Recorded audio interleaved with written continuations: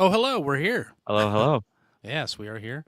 We're going to be getting into the show right here very quickly. So follow along. Let us know what what you're drinking. Send us a comment, and we'll respond to it. Yeah, I'm already seeing people asking if the show's going on. It's like it's happening now. We're a couple minutes late because we were distracted talking about beer. Imagine that. So Imagine that. yeah, let's get into the show. Let's not screw around any more than we need to. Alrighty, here we go.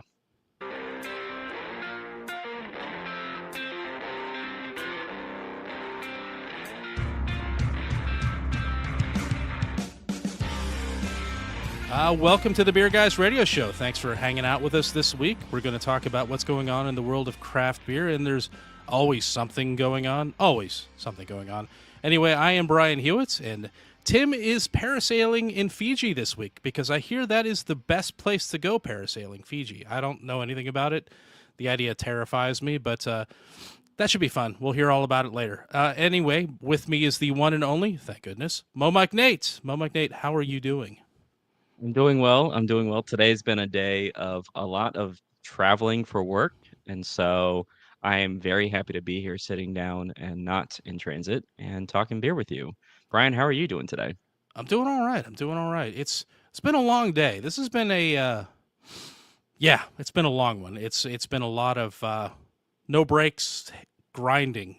I imagine mine is it doesn't involve cars, but I would say mileage wise, if it were related to a car, I'm thinking 500 or 600 miles worth of driving, rough equivalent. How far did you drive today, Mo Mike Day? Uh, from Atlanta, Georgia, I drove to Charlotte, North Carolina today. So I would say that's roughly about 500 miles. Okay, so I think we're on par. I mean, Yeah. I didn't move from a seat at my desk, but I mean, I felt like I was driving the whole way. I might as well have been. It was yeah, it's been a long day.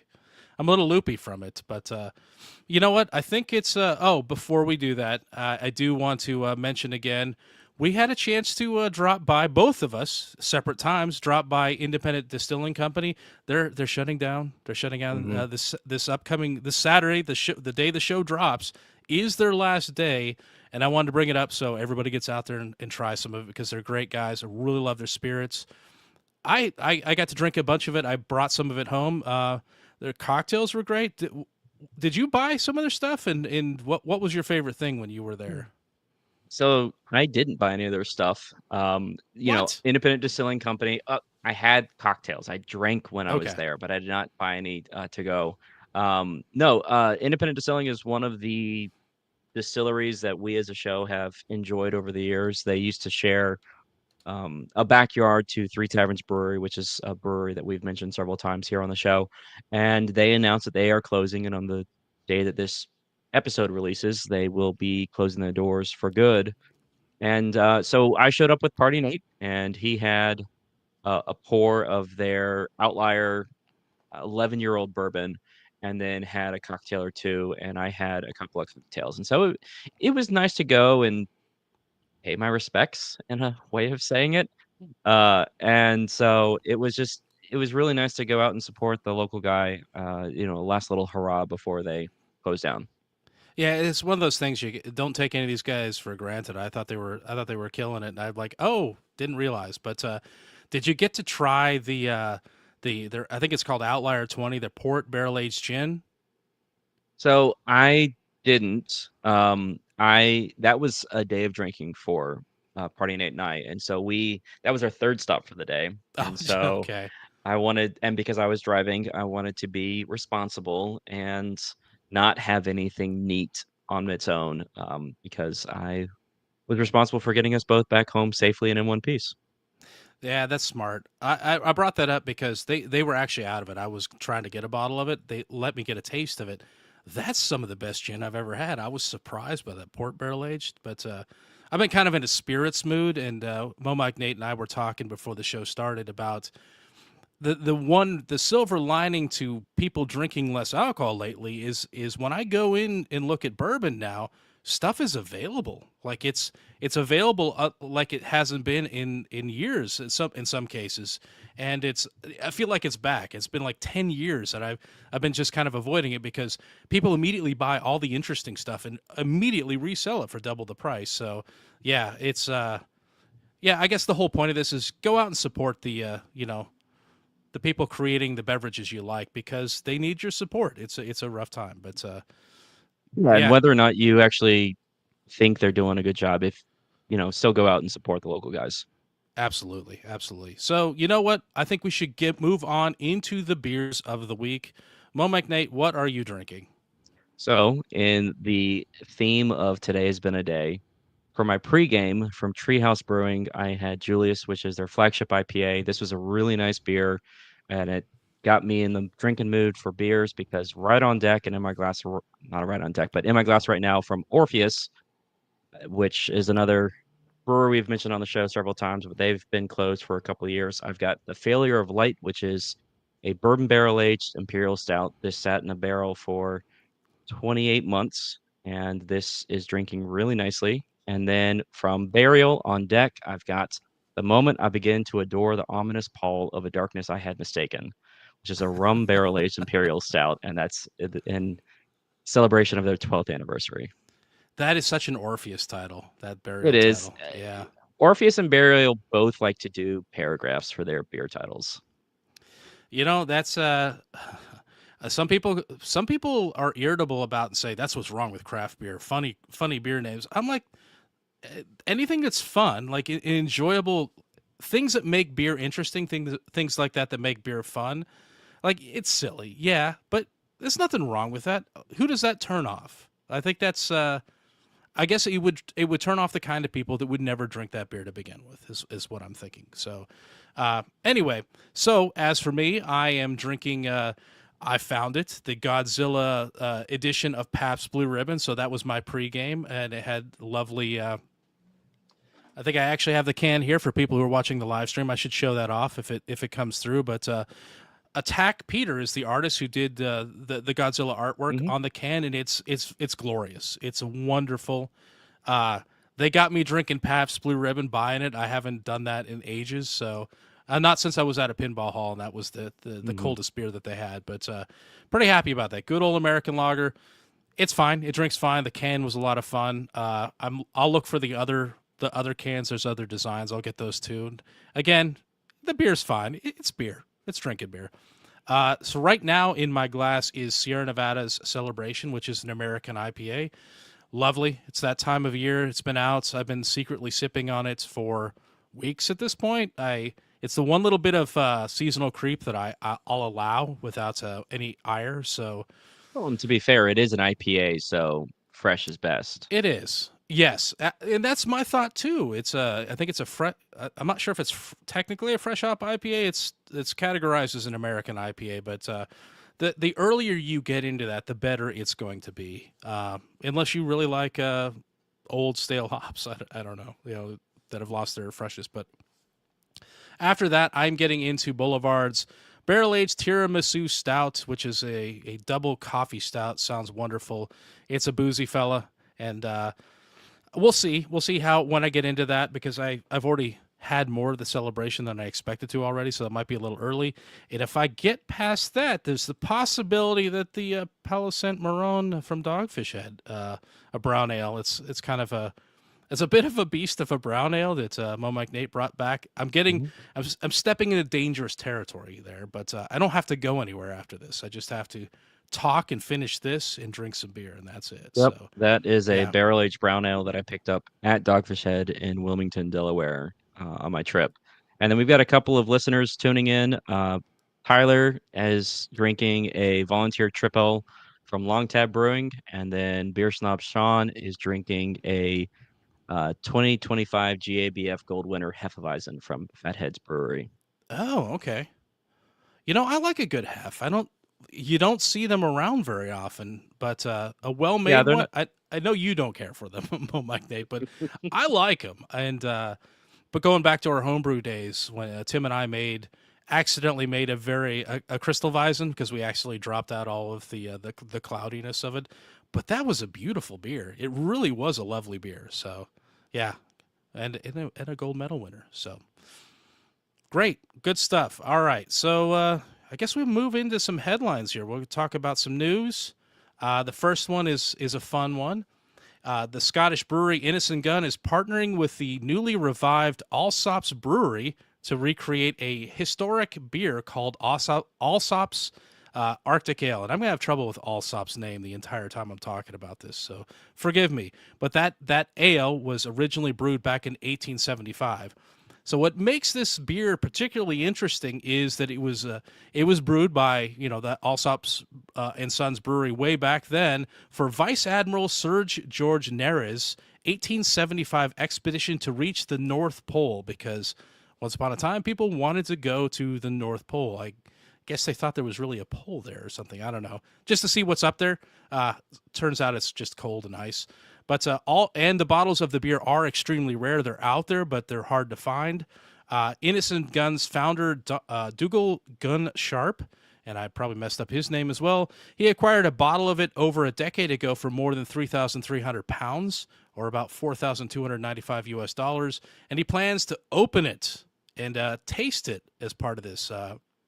And they plan to use a quantity of this original ale to seed the new limited edition beer. So they're going to pour a little of it in there, which is kind of like a marketing symbolic type of thing, because I can't imagine a little bit of that makes a big difference. But people can't say if they buy one of these, they're drinking history.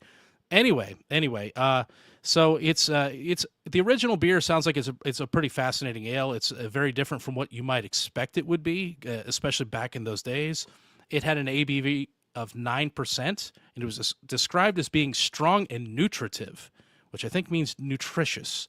It was specially designed to sustain sailors in temperatures as low as minus 40 degrees. It contained unfermentable sugars that I think were there intentionally to resist freezing, and it had 6 times the calorie content of a conventional beer. This was definitely a meal in a bottle. It's been described as being more like a Madeira than a modern ale.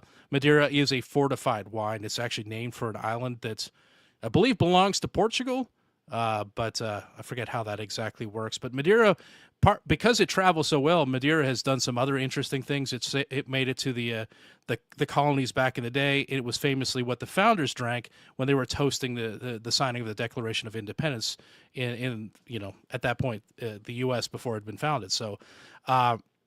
They couldn't do that with a lot of other things because wine and other things wouldn't make that journey as well. But anyway, the records at the time said the beer was dark brown, and it was so thick that it had to be lifted from the brew kettle in buckets. So this thing was a thick boy. The new beer will follow the original Allsops recipe and will be called Innocent Gun's 1875 Arctic Ale. The beer will be released later this year in limited quantities at Innocent Gun and Allsops venues, which I think means we probably won't see much of it over here in the U.S. A limited number of hand-bottled editions will be available to collectors. So if you're into that sort of thing, you can get a special edition. And I was thinking about it. Like, it's a 150-year-old beer. If you were offered some, Mo Mike Nate, somebody poured a very small cordial glass of it, and they said, "Hey, man, you want to try some 150-year-old beer? Are you drinking it?" To be honest, knowing that it is, like a close cousin to Madeira, yeah, I would drink it. Just to say I had a taste of a 150-year-old beer. Do I expect it to be good? No. But I think just for the bragging rights, just for the experience sake, yeah, I believe I would have it. What about you, Brian? So I thought about it, and I was thinking, man, what kind of funky things might have gone in that? But I realized it's 9%, man. It's probably nothing. Nothing is going to still be living in there. There is the possibility, because who knows what they were brewing it in. There could have been contamination from various metals, but nobody's going to get a ton of this. They're going to get a taste of it. So I'm like, yeah, I'd do it. I think it'd be fine. And the hard thing though is like you're levying modern day sanitation practices against something from 150 years ago, and beer or mead is commonly referred to as like one of the oldest fermented beverages around. And I got to tell you, Star San didn't exist True. back when the monks were creating mead and the friars were making beer. So, I mean, yes, I hopefully would not get sick from it, but I would definitely try it. You'd risk it. It's worth it. Another question that I think that's relevant when I was thinking about, he's opening this beer. Should he open this beer? Like, is it something that should have been maintained for posterity? I get why he's doing it. Part of it, like he said, it's like beer's meant to be shared. It's not meant to be kept in a bottle. It's at like its 150th anniversary. If we don't open it now, it never will be. It's like, why not do it? But part of me is also like, maybe we should hang on to it. Like posterity, you never know what technology in the future is going to be able to extract from it and learn from it. I'm like, I'm kind of up in the air on it. So what do you think? Is it a good idea to open it up? It's like YOLO, let's open it up, or should it have been saved? Should it be in a museum? If I could even conceivably afford to buy a 150-year-old bottle of beer, I wouldn't open it. I would definitely try and keep it as like a period piece and display it somewhere. But at the end of the day, I mean, he's not wrong. Things should be opened and should be shared. Yeah, And yet though it's still a 150-year-old piece of history that once this thing is opened and air seeps in and all that stuff, it's it's never going to exist like this ever again. true. It's not like he's going to release his 1875 or 1865 Arctic Ale and then hold back a bottle for 150 years. True. Yeah, that's a fair point. Now, I got to point out, this isn't the only one in existence. So there Okay. are others out there. And I guess the one nice thing is like, well, I can get into this one because others exist. And if there was some reason we really had to find out about this or we needed to preserve this for the future, it's still being done by some collectors. I'm up in the air on it. I would have a hard time opening something like this up because I also know it's probably not going to taste great. Honestly, you're going to open up something that's incredibly rare, incredibly valuable, and it's probably going to taste bad. But I think they are going to use it, not just to seed the other beer, but I think they're going to, probably do some analysis on it to try to get a better idea of what the beer's like. So I assume it's going to be put to the maximum good use that it can be. So, Yeah, no, talking about how things taste, I did stumble upon some 30-year-old champagne, and when we opened it for New Year's Eve one year, it did not taste great. So that is 1/5 of this age statement on this beer. So I don't expect it to taste very good, but it'll be an interesting experience, and I look forward to this release hitting store shelves. I want to say about 10 plus years ago, I went to a place that had the last of a bottle. It was one of those, it was a very unusual circumstance, but they had the last of a bottle. I still have the bottle squirreled away on a shelf somewhere. I believe it was from 1929, and I think it was not a famous name port, but I think it was something port or sherry adjacent, but it was definitely bottled in like 1929 or something like that. It's crazy. I couldn't afford to buy it, but there wasn't much left in it. And the guy that was serving us, like, you guys want a little taste of it? You can get a little taste. And he went to pour us a little taste of it, and there was like almost nothing left in it. It's like, well, the bottle's actually done. So I said, well, if you don't want the bottle, I'll take it. So I got the bottle. So I got to Wow. taste it, and I got to keep the bottle. It was great. It actually was real. It was really good. It was, but we were talking about like I forget what it is. I'd have to look at it. It's like a sherry or a port type of thing, which I think is better situated to hold up under a tremendous amount of age. So it wasn't just like a wine or something like that. So yeah, it was pretty neat. I'm pretty happy about that. It was a very cool experience, and I really appreciate that guy for letting me try that out. So Yeah. made for a very special night. So related to a 150-year-old beer, Brian, you found a story about brewing with 45 million-year-old yeast. Tell us about that. Yes, I did, and yeah, good timing. I was about to go there. So, in other old news, this week we learned that Fossil Fuels Brewing Company in San Francisco brewed a beer with yeast that's tens of millions of years old, probably 45 million. In fact, the beer is called 45 million saison because the yeast came from a 45 million year old fossil. The fossil was a leaf with a bee trapped in amber.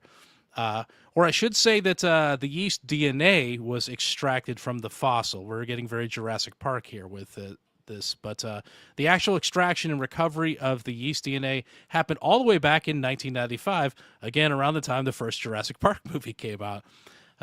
Bros Brewery teamed up with the microbiologist that recovered the yeast to form Fossil Fuels Brewing Company with the goal of creating a viable beer from that yeast. After several attempts with the tricky yeast, and apparently they had some issues with it, they successfully brewed a unique saison. The beer it produced is described as having an amber color, nice carbonation, an unusual grapefruit flavor, delicate layered complexity, and pleasant hoppiness. Though I have to assume the ancient yeast doesn't have much to do with the perception of hoppiness in that beer. But there was an Indiegogo campaign set up to fund this beer, and it was successfully produced. And apparently, there's only a limited number of it remaining because I assume that the people that contributed to it also got the majority of the beer. From the sound of it, they don't plan on making it again, but Bros are still out there. They probably have some of this, so they might be able to. And it looks like Fossil Fuels Brewing Company that was set up to make this beer is officially closed now. So that whole thing is done. But this isn't the first time a brewery has made a beer using ancient yeast. Before this, Lost Rhino Brewing Company brewed something called Bone Dusters Paleo Ale using yeast from a 35 million year old whalebone.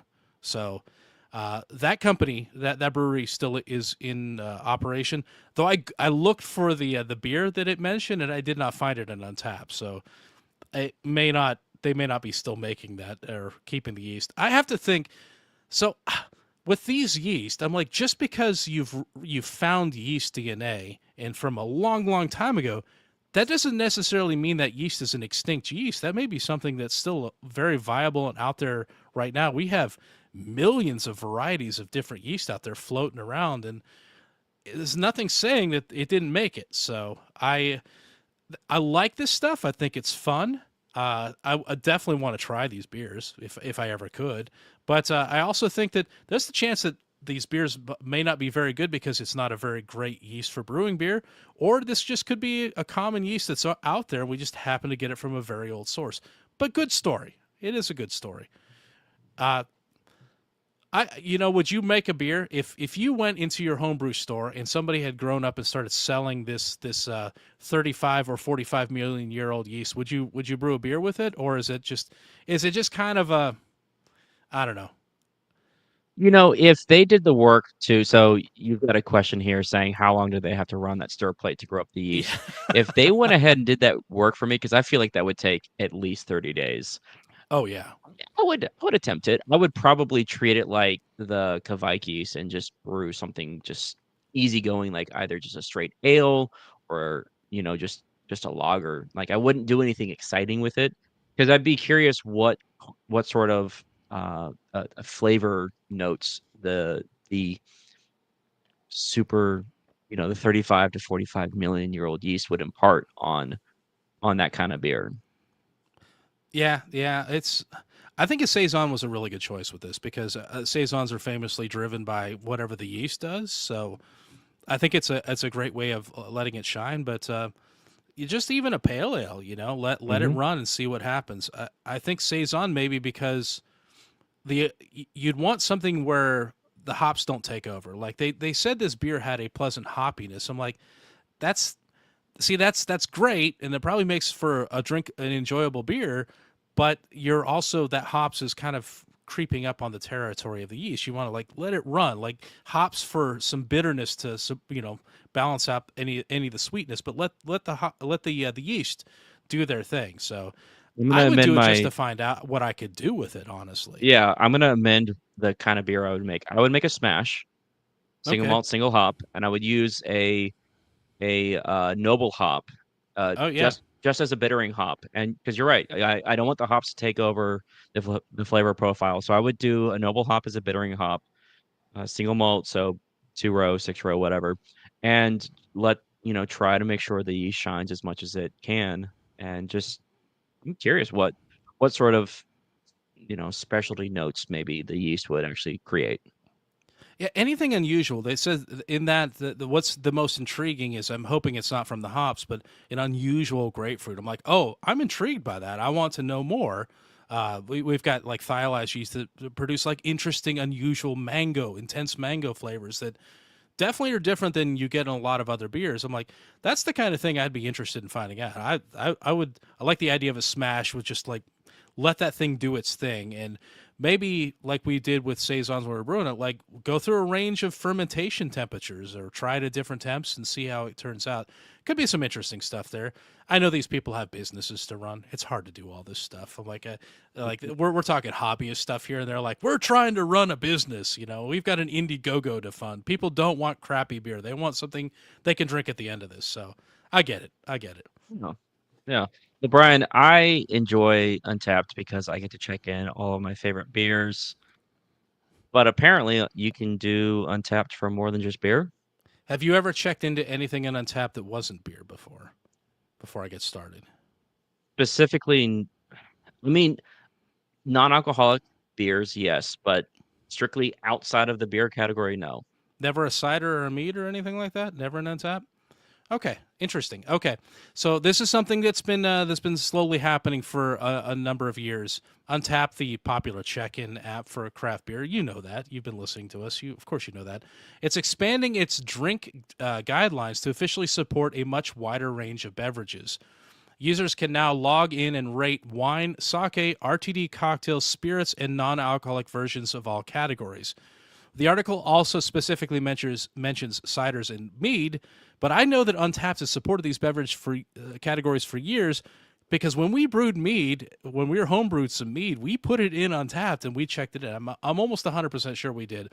And we've got friends that a buddy of ours was like doing crazy stuff with cider, like crazy hot ciders and everything you can think of with cider. All of that stuff was in Untappd. So I know that stuff has been around for a while. RTD cocktails, on the other hand, has not. So the change shows that Untappd is trying to move beyond just beer and become the primary check-in app for all beverages. Kind of the same way breweries these days are trying to become beverage companies and not just beer companies. You know, I mean, I get it. You got to pay the bills, right? As for Untappd users who hate the idea of checking into things other than beer, they reportedly have an option that will let you remain in beer only mode, but I'm not sure if that's something you have to change or if you're set up with it by default or something weird happens. But I looked through the app settings on my phone and I didn't see any kind of related setting. And I didn't see any wine, spirits, or RTD cocktail check ins.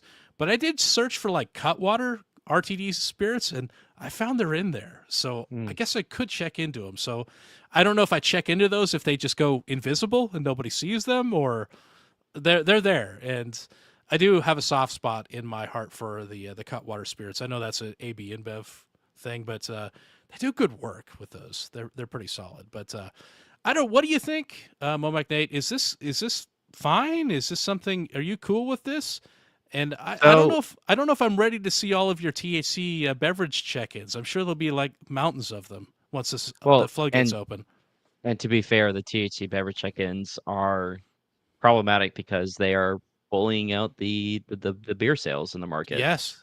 No, honestly, I think Untapped is going the way that we see a lot of breweries going in that they are moving away from just being a beer producer and turning into beverage producers. They're Yeah. realizing that in order to maintain a viability in this ever-changing drinking market, and especially as you mentioned earlier in the show, that people are dropping off from their consumption in recent years, that they need to change it up a little bit. And instead of just being a brewery and just being a beer rating website, they need to be able to offer other expressions of beverages. And then Untapped is just following suit and is allowing people to is trying to attract people who want to check in things that aren't beer related.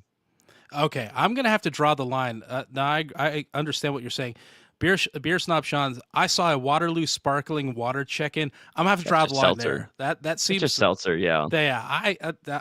I want to fight now. I'm like this is too far. We've gone too far. No, your non-alcoholic seltzer, which is actually just seltzer. None of that in Untapped. Come on.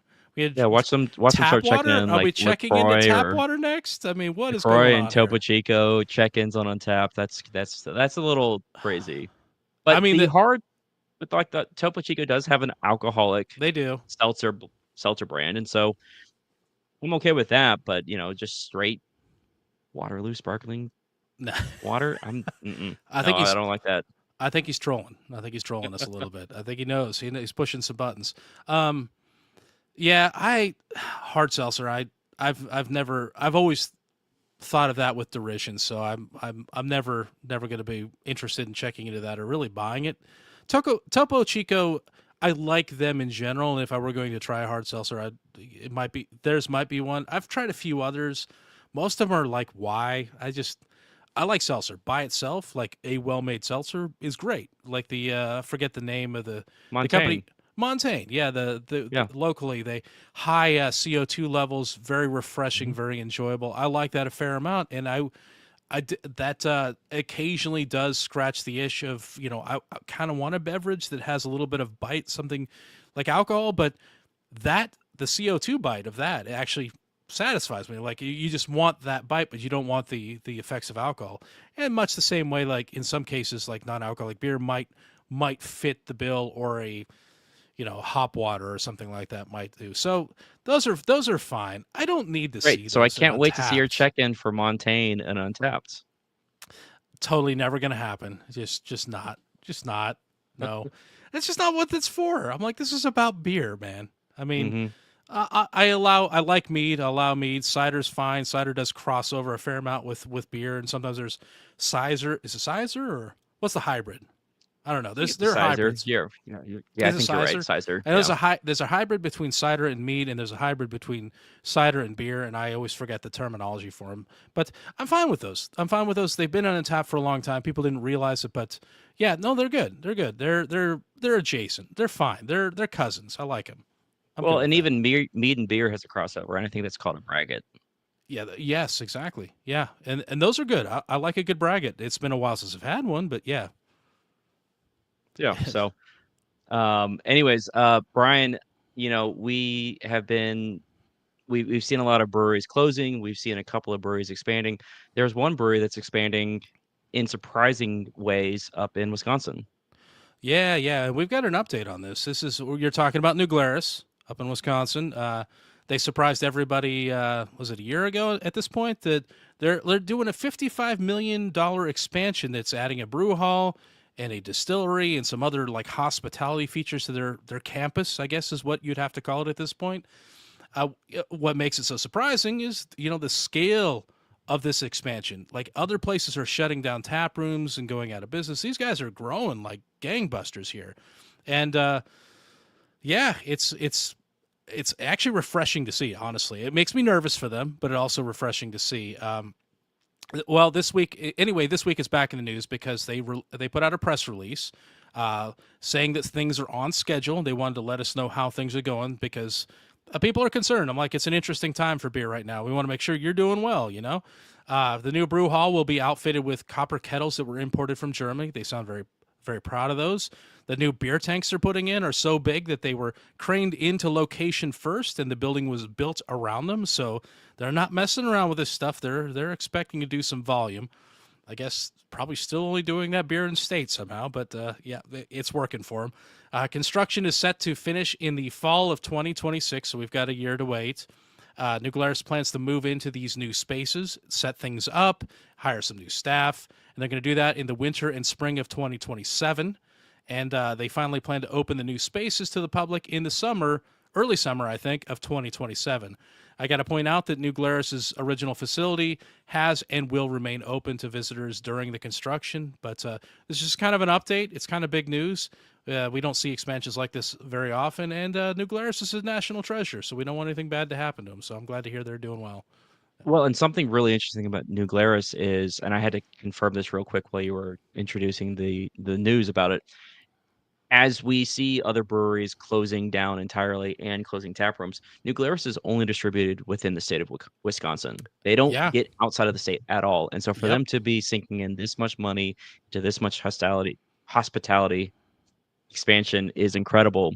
And actually, I will be visiting New Glarus in the spring. So I'm very much looking forward to checking out the brewery that is still open to the public. And it's really cool in a season of watching a lot of breweries struggle that there are still some still some breweries out there that are not only expanding but banking on that expansion. Yeah, and maybe you get a chance to eyeball some of the new construction going up. It sounds massive. Yeah, I don't know. I've not heard any plans. That's a really interesting point. I've not heard any plans of them expanding on what you know what they distribute. It's just going in state. So I think there's enough demand. Maybe there are things that are seasonal that they want to release in greater quantity inside their state, and they're just not able to do it just because of what they have, and that's entirely possible. And you know what? More power to them. It's working for them. I don't want them to change anything. I don't want them to open up the distribution because it's working. What they're doing now is working. I want them to continue to be very successful and very happy, and I want people to occasionally mule some back for me, and maybe one day I'll make it up there. So something to look forward to one of these days. Yeah, absolutely. Well, Brian, let's get some love to our sponsor, Truck and Tap. That's a good idea. Good timing for that. So it's been a chilly week for here, for sure. I'm sure other people listening are thinking the same thing. It's got me wanting bigger, boozier beers that will fight off the cold. It seems like the cold is always on the outskirts of the house now. Anytime I walk near a window or a wall, there's that cold. Even if I'm not currently cold, it's there. So I think I'm finally ready for the winter beers that are heading our way. The big boozy liquid blankets for our insides. So cozy. Yeah, it's nice. With that in mind, my beer picks for the week are these. At Truck and Tap Woodstock, I'm going with North Coast Old Rasputin on Nitro Tap, which is an easy choice. Dark espresso, dark chocolate, silky mouthfeel, and an ABV that'll make you forget about the weather. I forget what that is. I think it's like around 10%. I should have written that down. But anyway, it'll make you forget about the weather. It'll make you forget about all those Christmas advertisements that started running during the Oktoberfest and are still running, and they're annoying everybody. Yeah, it'll be great. At the Duluth location, I'm getting Creature Comforts Double Cocoa Bunny because I want to turn up the thermostat and the flavor meter on the regular Cocoa Bunny. This is an Imperial Milk Porter with toasted coconut, cocoa nibs, and coffee. Regular Cocoa Bunny is good, but this one is definitely better. At Truck and Tap Alpharetta, my pick is Allagash Triple. It's a 9% Belgian triple with complex notes of fruit, biscuit, and honey that will definitely keep you warm. And I got to say that triples have a lot of range. I feel like I can drink a triple all year long and not be mad at it. It will keep me warm at the appropriate times, but it won't keep me too hot at other times. So something magical in a triple. Go drink a triple. Yeah. Do it at Truck and Tap, too. And finally, at the Lawrenceville location, I'm going with Monday night's Sandy Claus, as in sand from the beach. I'm a little conflicted about this one, though. It's a boozy Imperial Bourbon Barrel Aged Stout with coffee, but it also has pumpkin spices in it, which is interesting. It looks like, from what I can gather from the write-up, there's no actual pumpkin in it. But I think this must be a new one or a one-off because I don't even see it on Untappd. So I'm going to have to try it and find out about it. And if it's something super exclusive, you probably should too if you're there. I'll bet it's good.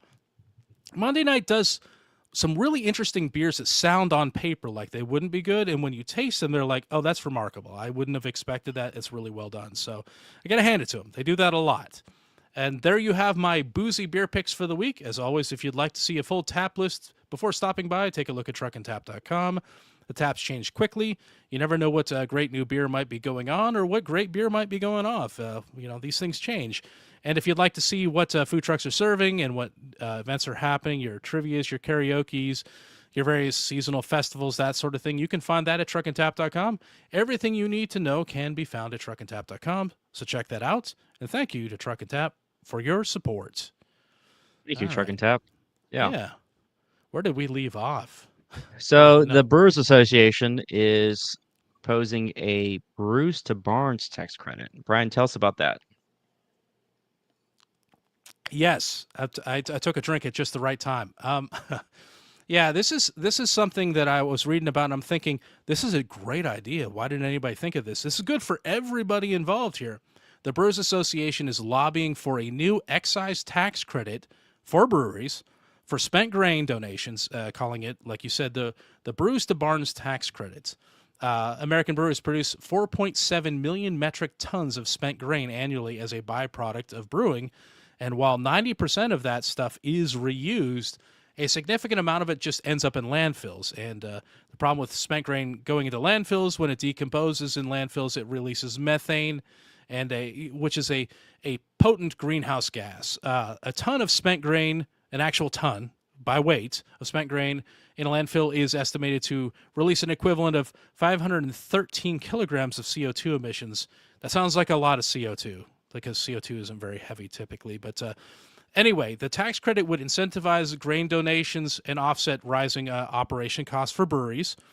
In turn, it would provide farmers and ranchers with an affordable and valuable livestock feed and fertilizer, soil additive that helps them reduce their costs as well, and it would be a benefit to the environment. So this bill has bipartisan support, and the Brewers Association says it's a win all around. I agree. I don't see any problems here, really. They just need to make lawmakers advance the legislation and have people actually vote on it and put it into effect. I feel like if this gets out to a vote, it's a shoo-in, but it has to actually get there, and I don't know what the process is to get there. But I like this idea. I like this Yeah. idea a lot. Yeah, I like this idea too. From what I understand, a proposed bill goes to committee. They argue about it behind closed doors. It goes on the floor for a vote. Should this pass in the vote, I think it's a win-win between the producers, a win-win-win between the producers, people who are buying the spent grain, and then your average American who gets to enjoy some quality brewed beverages, who get to enjoy, if they choose to enjoy the livestock that feed on the spent grain, and then get to enjoy the byproducts of that. But also the environmental people, because it is staving off a lot of unnecessary CO2 being released into the atmosphere. So, Yeah, less stuff in landfills in general, like just across the board, is mhm. just a good idea. Just less stuff getting thrown away, more stuff being reused. I'm definitely in favor of that. The one thing I was racking my brain about this is I'm hoping it's written in such a way that like donating your spent grain to farms is a great idea. There have been scientific studies that have been coming up using spent grain to investigate possible usage. I think I talked about like capsules for vitamins and other like omega 3s and things like that that you can get from spent grain.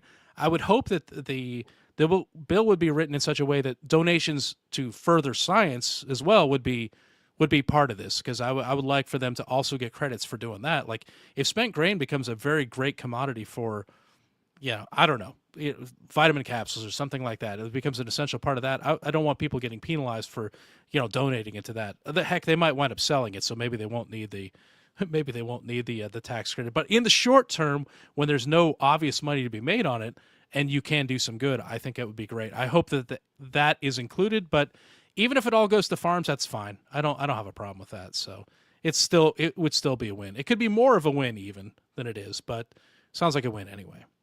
Yeah. Well, Yep. Brian, we found out that there might be a secret to faster lambic production. Tell us about that. Yeah, speaking of beer science, yeah, the scientists at Norwegian University of Life Science found that using sugars derived from field peas and potentially other pulses, and pulses are a group of things like beans and lentils and apparently field peas. Using the sugars from these things can significantly accelerate the brewing process for Belgian style wild ales. Specifically, these ales, the ales that would require time-consuming and unpredictable processes, often involving some maturation in your wood barrels for months and years to allow microbes to develop flavor.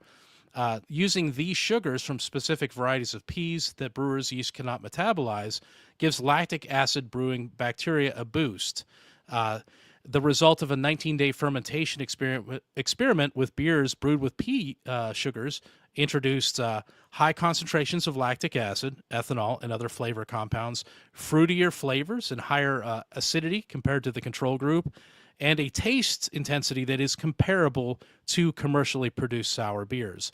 And the most crucial thing about this is the sensory panelists that were evaluating all of the results here detected no trace of the undesirable beany flavors that you often get from pulse derived ingredients. So again, if you make things with peas and beans and lentils, there's a beany flavor to them. They're not getting it from this. So my thought was when I read this, it's like, man, where was this when all of the sour beers were so hot, where you people could not get enough sour beers. This would have sped it up, and I'm trying to think of how much more amazing stuff we could have done, and how much more variety could have been put out there faster, and maybe kept the category hot for longer. Because I think sour beers had, I think they had a year or two. Like I think that they capped out at about 2 years, where people were buying up everything they could, and then people moved on. I'm like, yeah, we're done with that. We're moving on to something else now. Yeah, no, sour beers definitely had their moment. I mean, right, Westbrook Goza really cemented itself Oh as yeah, being the go-to sour, at least down here in the Southeast. And they were an enamel melting sour. Like yeah, that yes they that was were. a beer that if you put it in your mouth, you knew was gonna potentially cause an ulcer in your intestines. And Yeah, yeah, it and could. honestly, like it Pepto for wasn't. that one. Yeah, for sure. And so maybe this is what spurred maybe those kinds of beers is what spurred this research to begin, and it just took a while for it to net this sort of result. That is a fair point. I have to think, yeah. Well, this is Norwegian, so I have to think this might have been inspired more by what Belgian growers are doing. And it did say it was like a 19-day fermentation experiment. So this happened somewhat recently. They That's haven't a put good a point. ton of time into it. The results are impressive, and I think it would be a thing where more people would need to, now that they're aware of it. Oh, let's try this. Let's actually do some more testing on it to see what we can do with it. But yeah, it occurred to me. I'm like, maybe this triggered this, inspired this, but I think we're too far removed from that. So yeah, but maybe the ability to do this, because people still like their kettle sours. Like this Mhm. can produce some kettle sours. Maybe this will produce even better kettle sours, and that'll keep interest in that. And maybe we'll get back into some more natural tasting wild ales that aren't just all about fruit bombs and a little bit of lactic acid. So, but we'll see what happens. I'm excited for this. I very much want to try a wild ale or a sour ale made with pea sugar, which sounds really weird and dirty to say, but yeah, field peas. Absolutely. Imagine world peas sugar. Yeah. Anyway, sorry.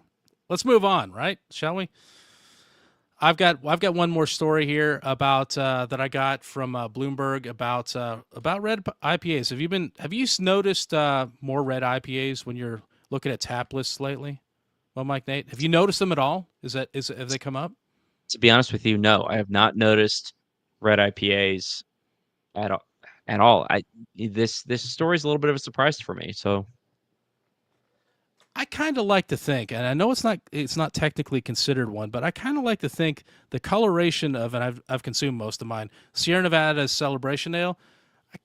Kind of think that's reddish ale, reddish IPA. But anyway, let me get into the story and get to why we're bringing this up. So anyway, according to a Bloomberg article I saw, it sounds like red IPAs are having a moment right now, or a moment that these guys are noticing anyway. I'm a little nervous about beer industry observations coming from major news websites after that hack of an opinion piece that came out about craft beer in the New York Times a few weeks ago. I don't know if you saw that, Mo Mike Nate, but I made a reference to it earlier with crazy craft beer names, but I'm guessing probably not. Did you miss that one? I did miss that one. Okay, don't worry about it. It's not worth reading. It's cringe inducing. Anyway, the gist of this article is that we've reached peak hazy IPA, and there's interest in nostalgia for something different. Specifically, nostalgia for beers that, like they were 10 to 15 years ago, and for bitterness in beers. And I definitely think I'm seeing some of this. If the desire for red IPAs is a thing, and they say that it is, they talk to several brewers about how people are into them and how they're making them and how they're showing up everywhere. There is a benefit for brewers here. They can switch to cheaper, less trendy hops to make their red IPAs because they don't need all that juiciness. They don't need the hotness. They can use the old school hops to make these beers. But the article talks to the COO of Hill Farmstead, who mentions they're making a red IPA named Hygge, Hygge, and it mentions they also just canned a black IPA called James. I guess there's something of also a resurgence in interest in black IPAs, but that seems like something we hear about every 2 to 3 years. So I put less stock in this, but I feel like I've been hearing about red IPAs and seeing red IPAs and amber ales more lately than I ever have in the past. So I have been uh, seeing more amber ales popping up lately. More ales, but like the amber, the brown, the blondes. Yeah. So I did a quick survey, a non-scientific survey of some tap lists of places around me that I know I could find online, and I didn't see any obvious red ales, red IPAs at Truck and Tap. Unfortunately, I was hoping they would back me up, but they did not. I'm guessing they'll have Celebration on soon, so maybe that'll count. But anyway, not far from me, the beer growler has Duchess, which is a Belgian, it's a Flemish red, so it's red. But I'm like, I noted it because I'm like, it's kind of has some similarities to it. It's a much different style of beer, but there is an interest. They always have that on. I love that. But there's a place down in Chambly that's got Celebration and Highlight Gaelic Ale on. So it's Amber and Celebration, which I still think is kind of red IPA or red IPA adjacent. Another place has Blood of the Unicorn, which is the Amber Ale from Pipeworks. And I'm like, oh, there's another Amber Ale. So I'm not seeing red IPAs as much. I feel like I have seen some, but I'm definitely seeing more ambers. And I think that this article did specifically mention ambers as being kind of a relation that was also of interest, but people specifically seem to be keying in on red IPAs. So apparently, unfortunately, I don't have a lot to back this up, other than to say that some people say you need to be on the lookout for red IPAs. So if you see one, drink one and let us know what you think of it. That's all I can say. I'm definitely gonna do it. I'm looking for them. If you see one, I'll definitely drink it. Beer Schnob Sean has said that he has seen a little bit more recently on the red IPAs. Okay. And so they're out there. People are noticing that. You do say in here that you are still holding out for the rock IPA, and maybe what we Oh, really need is a red rock IPA. And I'm gonna tell yeah. you no. No, we Yes. do not need a rock IPA, let alone a red rock. Thank you for reminding me. I skipped right over that to look through my list of observations. Yes, the Rock IPA, the smoke beer. Hmm. I'm down with a red smoke beer, a red smoke IPA. Let's do this. Let's make this happen. I've been Hey, waiting for my smoke IPA. I haven't gotten that yet. So red smoke Brian, let's IPA. Let's let's collaborate on bring this. you out of retirement and homebrew retirement, and let's make a Red Rock IPA. You will be the only one drinking it because, as we all well know, I, Mike, Nate, and Tim do not enjoy rock beers, and Oh man, they're so great. You know what? That reminds me, Schlenkerla out of I think they're Bamberg, Germany. I think they released a. I think it's supposed to just be coming to Georgia. I don't know if it's in other states already, but an Oktoberfest, a smoked Oktoberfest, which like I saw that and I'm like, oh, I'll look around for it. So he's like, no, apparently it's just now coming out. So great timing with that, I guess. But I'll drink it if I find it. So yeah, I think everybody, even in the chat, people are like, no, we don't want any of that. Come on. Everybody needs to try this, right? Anyway, yeah. So I think that's. You got any other thoughts on red IPAs, amber ales, smoked red IPAs, smoked beers, smoked Oktoberfests, smoked oh, I salmon? Anything? I've got so many opinions and ideas about smoked everything, but we don't have enough time. Yeah, you Um, know what? We probably should wrap it up. I think that's about all we got. So, well, like I said, that about wraps it up for our show this week. Thank you again for hanging out with us. We hope you had a good time. If you did have a good time, we hope you'll support us by telling a friend to check out the show. Maybe you open up their phone and start playing the show for them. That just to help them out. They want to hear it. Sometimes they can't reach their phone. And subscribe if you haven't already. And then while you're hitting your messing with your friends' phones, subscribe them too. That's not hacking or in any way violating their rights or something like that. So do that.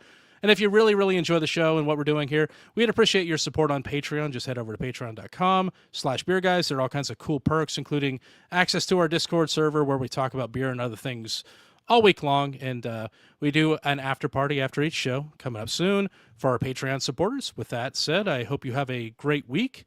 And don't forget to drink local. Cheers. Claire. Cool. Oh, we didn't have the outro music. Correct. Yeah. Threw me off. I'm like, where's the music? Oh, okay. Got it. Does Tim usually kick that off? I think he does. Yeah. He does. I just the timing was a little off, so I wanted to give him enough break for post editing. Ah, good idea.